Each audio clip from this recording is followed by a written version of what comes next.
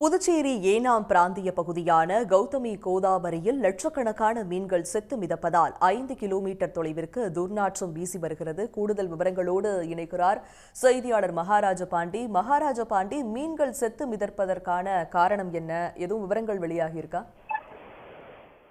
நிச்சயமாக கனகர்த்தி என்ற மீன்கள் வங்காள விரிகுடாவிலிருந்து கோதாவரிக்கு வருகின்றன.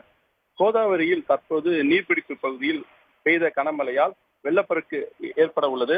இதன் காரணமாக புதுச்சேரி பிராந்தியம் ஏனத்திலிருந்து சுமார் 60 கிலோமீட்டர் தொலைவில் உள்ள கிளைஸ்வரத்தில் 1 லட்சத்துக்கும் அதிகமான கனஅடி நீர் வங்காள விரிகுடாவில் வெளியேற்றப்பட்டது. இந்த நன்னீர் வெளியேற்றத்தால் ஏனம் பகுதியில் உப்பு நீரின் ஓர்ப்புத்தன்மை மாறியது.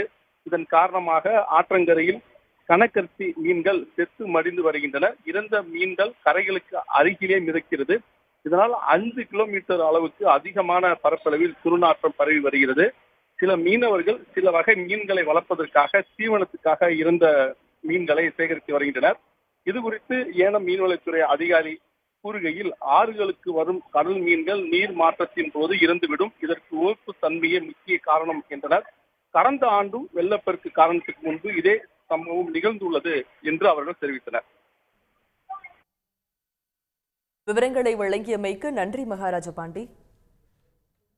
உடனுக்குடன் செய்திகளை தெரிந்து கொள்ள சன் நியூஸ் பெல் ஐகானை கிளிக் பண்ணுங்க.